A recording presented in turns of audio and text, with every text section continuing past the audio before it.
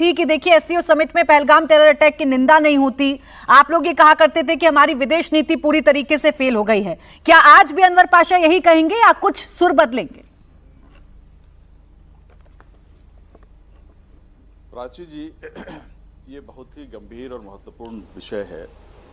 देश की जो फॉरेन पॉलिसी होती है वो जाहिर है कि हर देश के अपने हित होते हैं, उसी के अनुसार बनाई जाती है। आज़ादी के बाद हमारे नेताओं ने एक ऐसी फॉरेन पॉलिसी बनाई जो हमारे देश हित के लिए बेहतर फॉरेन पॉलिसी थी। हमने नॉन अलाइंड मूवमेंट्स, जो दुनिया की सारी कंट्रीज़ को हमने लीड किया, हमारे लीडर ने उसको बनाया और जाहिर है कि उसमें सारा सहयोग पूरी दुनिया का रहा, बड़ी ताकतों को छोड़ करके, क्योंकि वो बड़ी ताकतें चाहती थी कि सारी दुनिया उनके सामने झुके।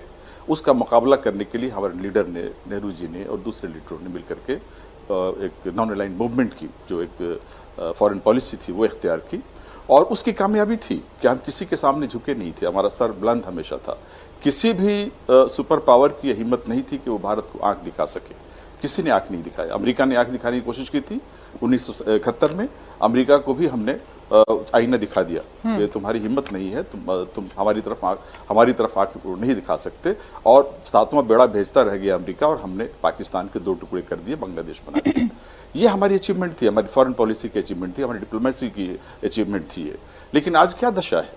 हम ऑपरेशन सिंदूर कर रहे थे और उस समय जिस तरह से हमें एक बड़ा धक्का लगा जब हमें प्रेशराइज किया गया सीज फायर के लिए और हमने अचानक सीज फायर करके अपने सेना को मनोबल को गिराया। वो सेना जो हमारी पराक्रमी सेना थी, जिसने पाकिस्तान को धूल चटाया था पहले भी और अब भी हम उसको धूल चटाने वाले थे और उसको ये सबक देने वाले थे कि आइंदा वो हमारी तरफ आंख उठा के न देखे।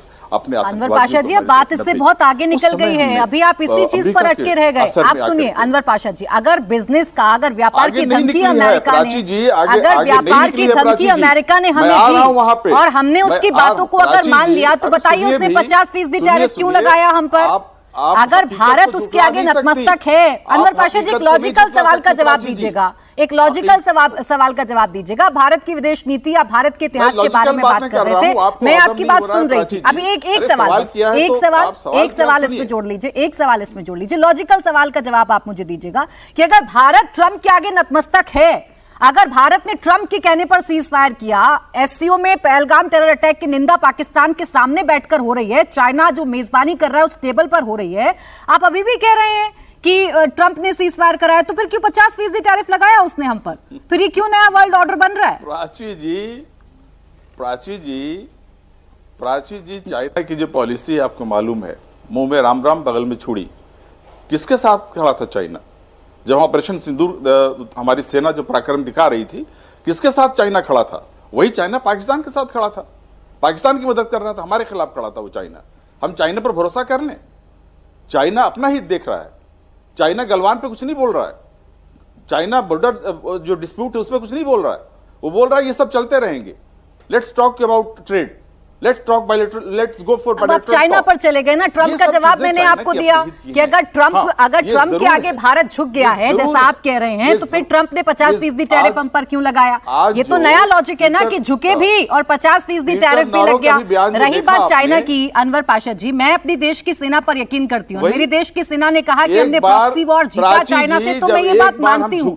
आप सोचिए अनवर पाशा साहब, वो चाइना जो पाकिस्तान के साथ खड़ा हुआ था, सुनिए ना अनवर पाशा जी, वो चाइना जो पाकिस्तान के साथ खड़ा हुआ था ऑपरेशन सिंदूर में, जो पाकिस्तान की मदद कर रहा था, आज वही चाइना टेबल पर ये कह रहा है कि पहलगाम टेरर अटैक की हम निंदा करते हैं, क्रॉस बॉर्डर टेररिज्म नहीं होना चाहिए। सिग्नेचर हैं एससीओ समिट में, ज्वाइंट डिक्लेरेशन पर। बिल्कुल, ये कामयाबी है कि नहीं है? बताएं कि चाइना